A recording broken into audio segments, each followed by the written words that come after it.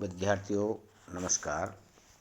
मैंने इससे पूर्व आपको कंपनी के समापन की विधियां या प्रावधानों के बारे में अध्ययन कराया था कि कंपनी का समापन सदस्य द्वारा स्वैच्छिक समापन और ऋणदाता द्वारा स्वैच्छिक समापन के बारे में जानकारी प्रदान की गई थी।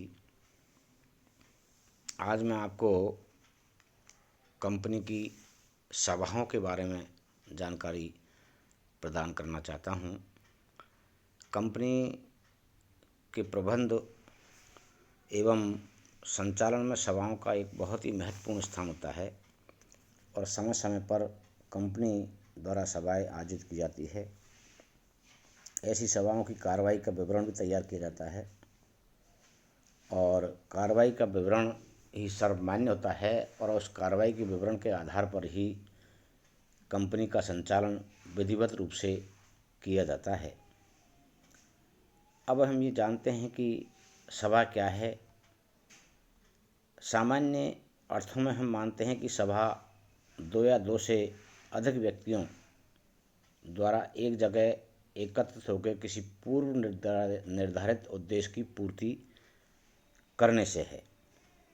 यानी सभा में दो या दो से अधिक व्यक्तियों द्वारा किसी पूर्व निर्धारित समय पर, स्थान पर और निश्चित विषय पर विचार विमर्श करने के हेतु एकत्रित होना और विचार विमर्श के बाद उस पर निर्णय लेना, यही एक सभा के रूप में माना जाता है।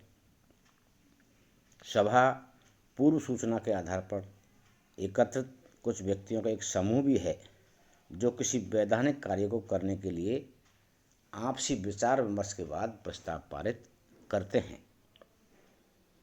यहाँ पर यह भी कहा जाना विधि सम्मत होगा कि किसी विधिमान्य उद्देश्यों के लिए व्यक्तियों का एक जगह एकत्रित होना भी सभा माना गया है। यानी विधि सम्मत कार्यों के लिए कम से कम दो व्यक्तियों का एकत्रित होना सभा ही माना जाता है। इसके बाद इसकी एक सर्वमान्य और उचित परिभाषा इस प्रकार है, जो आप विश्वविद्यालय परीक्षाओं में यदि सभा के बारे में पूछा जाता है कि सभा किसे कहते हैं, तो आप लिख सकते हैं, जब दो या दो से अधिक व्यक्ति किसी पूर्व निर्धारित सूचना के आधार पर किसी निश्चित कार्य को करने के लिए एकत्रित होकर आपसी विचार विमर्श द्वारा किसी निर्णय पर पहुंचते हैं, तो उसे सभा कहते हैं। और उस सभा की कार्रवाई का विवरण वृत्तांत लिखने के लिए एक पृथक से रजिस्टर होता है। उस रजिस्टर में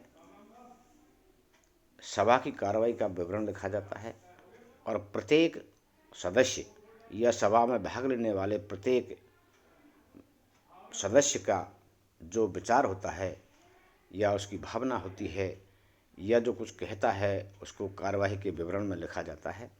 और कार्रवाई के विवरण में लिखने के बाद सर्वसम्मत जो निर्णय होता है, उस सर्वसम्मत निर्णय को ही उसमें वृत्तांत में लिखा जाता है और उस विधि सम्मत कार्य को करने के लिए वो एक जगह एकत्रित होकर ये सभी विचार विमर्श करते हैं। यानी साधारण शब्दों में हम कह सकते हैं कि जब किसी विशेष कार्य या विधि सम्मत कार्य को पूरा करने के लिए दो या दो से व्यक्ति किसी निर्धारित स्थान पर सूचना के द्वारा निर्धारित समय पर एक जगह एकत्रित होकर के मीटिंग करते हैं, सभा करते हैं और विचार विमर्श के बाद जो निर्णय होता है सर्वसम्मति से उनको लिखा जाता है, उस मीटिंग को ही हम सभा के रूप में जानते हैं। अब मैं आपको बताना चाहता हूँ कि वैधानिक सभा जो वैध होती है उसके क्या क्या आवश्यक तत्व है, लक्षण है, विशेषताएं हैं। भारतीय कंपनी अधिनियम के अंतर्गत भारतीय कंपनी अधिनियम के अंतर्गत कंपनी जो अपने दिन प्रतिदिन का कार्य का संचालन करती है, तो कंपनी द्वारा आयोजित की जाने वाली सभाएं वैध होनी चाहिए, अन्यथा उन सभाओं में लिए जाने वाले निर्णयों तथा पारित किए जाने वाले प्रस्तावों का कोई वैधानिक प्रभाव नहीं होगा।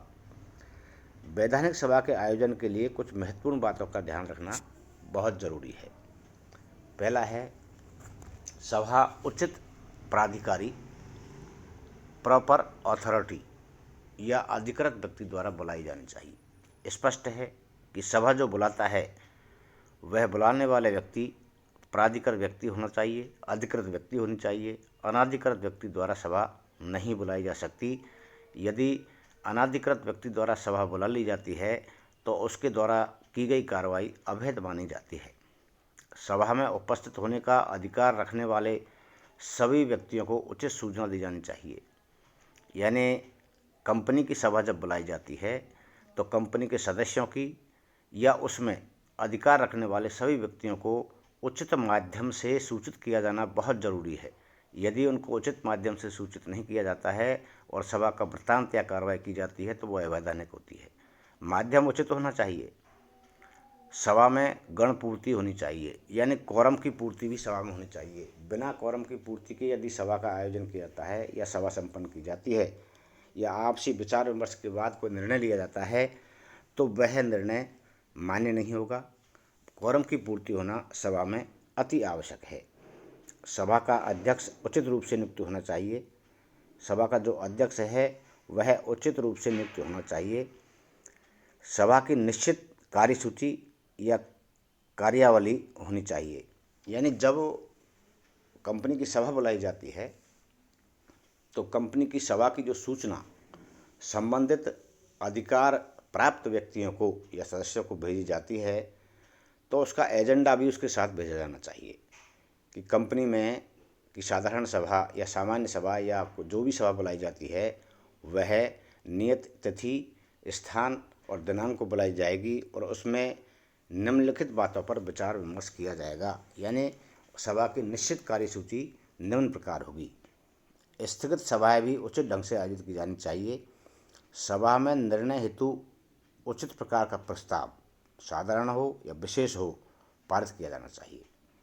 सभा की कार्रवाई का कार्यवृत्त लिखा जाना चाहिए। जैसे मैंने पहले आपको अवगत कराया था कि जब भी सभा बुलाई जाती है तो उसकी मिनट्स लिखी जाती है, कार्रवाई लिखी जाती है और कार्रवाई जो लिखी जाती है वह सभा में भाग लेने वाले प्रत्येक व्यक्तियों के विचार विमर्श के बाद सर्वसम्मत जो निर्णय होता है वह कार्रवाई का विवरण उसमें लिखा जाता है।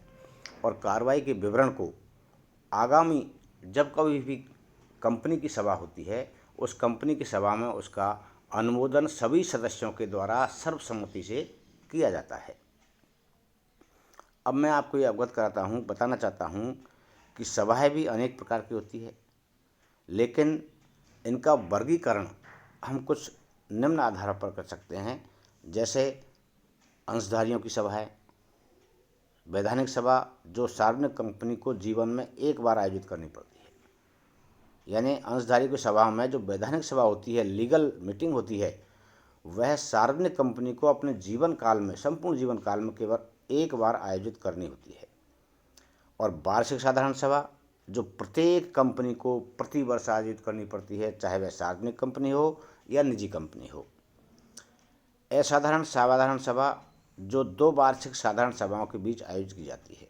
यानी जब दो वार्षिक साधारण सभा हो जाती है तो कंपनी को दो वार्षिक साधारण सभाओं के बीच असामान्य साधारण सभा का आयोजन भी करना पड़ता है। जो कंपनी द्वारा निर्गमित विभिन्न प्रकार के अंशों के धारकों की पृथक पृथक सभाएं भी बुलाई जाती है वर्गवार। और इसके अलावा संचालकों की सभाएं, ये जो सभाएं कंपनी के अंतर्गत आयोजित की जाती है उन सभाओं के बारे में मैं आपको अध्ययन करा रहा हूँ कि कौन कौन सी सभाएं आयोजित की जाती है, कब कब आयोजित की जाती है। संचालकों की सभाएं संचालक मंडल के सदस्यों की सभा होती है जो संचालक सभाओं के नाम से जानी जाती है। और दूसरी है संचालक समिति की सभा जो संचालक मंडल के सदस्यों से गठित की जाती है।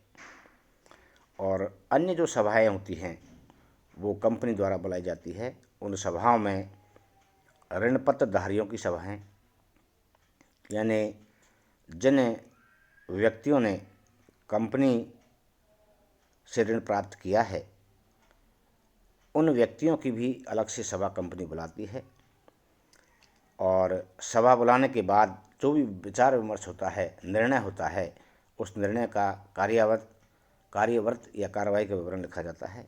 ऋणदाताओं की सभाएं, जिन व्यक्तियों ने कंपनी के कार्य को संचालन करने के लिए, कंपनी के व्यवसाय को संचालन करने के लिए, दिन प्रतिदिन के व्यवसाय को संचालन करने के लिए ऋण दिया है, उन ऋणदाताओं की सभा भी कंपनी द्वारा बुलाई जाती है। उसे ऋणदाताओं की सभा कहा जाता है। अंशदाताओं की सभाएं, भारतीय कंपनी अधिनियम के अंतर्गत जब कंपनी द्वारा अपने अंशों एवं ऋणपत्रों का निर्गमन किया जाता है तो अंशों को लेने वाले अंशदाता जिन्होंने अपने अंश कंपनी के क्रय किए हैं उनकी भी कंपनी द्वारा सभाएं बुलाई जाती है। उसे अंशदाताओं की सभाएं कहा जाता है। यहाँ पर यह आवश्यक है कि कंपनी जब भी सभा बुलाती है, चाहे कैसी भी सभा बुलाए, अंशधारियों की बुलाएं, संचालकों की बुलाएं या ऋणपतधारियों की बुलाएं, ऋणदाताओं की बुलाएं या अंशदाताओं की बुलाएं, नोटिस का होना बहुत ज़रूरी है। सभा की सूचना उचित माध्यम से दी जानी चाहिए। यदि सभा की सूचना उचित माध्यम से नहीं दी गई है तो वह सभा वैधानिक नहीं होती। संबंधित व्यक्तियों को सभा की जानकारी देने से है। सभा की जानकारी देने का उद्देश्य यह होता है कि सदस्य यह निर्णय ले सके कि उसे सभा में भाग लेना है अथवा नहीं।